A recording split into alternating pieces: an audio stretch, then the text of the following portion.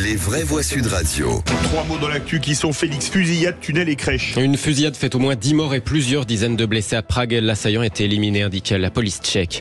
Une grève des salariés français d'Eurotunnel immobilise les trains et entraîne la fermeture depuis ce midi du tunnel sous la Manche.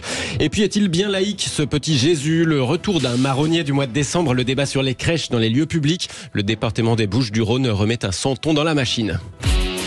Les vraies voix Sud Radio.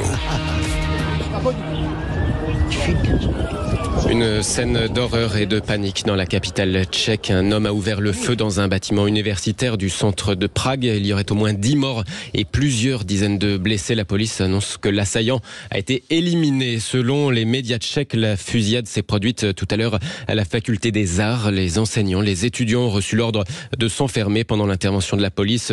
Une chaîne de télé fait état d'une explosion puis d'un tireur sur le toit du bâtiment. Bâtiment situé dans le centre historique donc de la capitale tchèque. Le ministre de l'Intérieur tchèque demande aux habitants de suivre les instructions de la police qui a fermé la zone et qui a demandé aux personnes vivantes à proximité de rester chez elles cet après-midi. Ouais, c'est terrible cette fusillade. On parle d'un suicide, visiblement, peut-être. Sur les motivations, sur les... Ça ressemble évidemment, au massacre en Suède. Je me souviens en Norvège.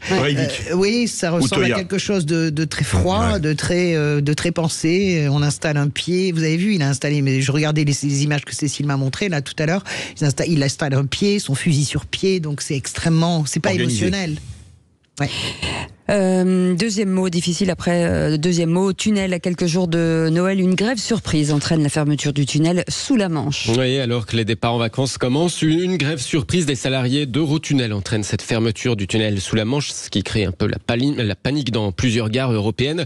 C'est une grève en fait des salariés français d'Eurotunnel, filiale du groupe Getlink, qui propose cette fermeture depuis ce midi. Welcome in France. Résultat, plus aucun Eurostar ne peut emprunter l'ouvrage. Les navettes qui emportent les voitures, les camions sont également bloqués, donc pas de liaison sous la Manche pour le moment. Et enfin, troisième mot, crèche, avec le retour d'un marronnier du mois de décembre. Eh ben oui, tradition pour certains, atteinte à la laïcité pour d'autres. Comme chaque année à Noël, le débat sur les crèches installées dans les bâtiments publics refait surface. Dernier épisode en date, la présidente des Bouches-du-Rhône, Martine Vassal, qui a fait installer une crèche dans le hall du conseil départemental. Sur les réseaux sociaux, elle se dit fière de ses racines judéo-chrétiennes. Mandy Graillon est l'élu délégué à la culture provençale au département.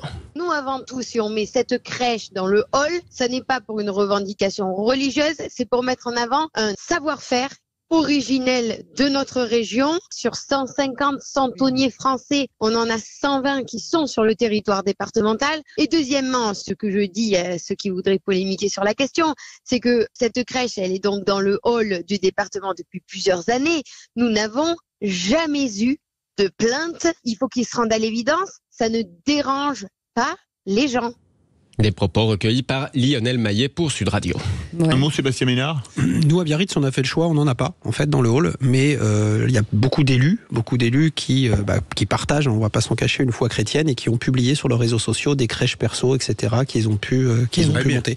Mais moi, je déplore, en fait, le fait qu'on ne puisse plus parler de Noël, qu'on ne puisse plus parler de crèches, etc. Mais encore une fois, ça n'engage que moi. Mais il y a plein d'entreprises qui demandent maintenant de dire bonne fête et non joyeux Noël. Je vous en parlerai tout à l'heure, parce que c'est mon coup de gueule du jour, parce que c'est exactement ce que je vais teaser un petit peu, c'est exactement ce qui s'est passé. C'est-à-dire que j'ai eu un comité de direction que je dirige il y a quelques jours. On me disait, Monsieur le Président, de quoi allez-vous parler? Je dis de Noël et de cette sainte fête de Noël. Je ne vous dis pas le tollé au sein de mon entreprise. Voilà.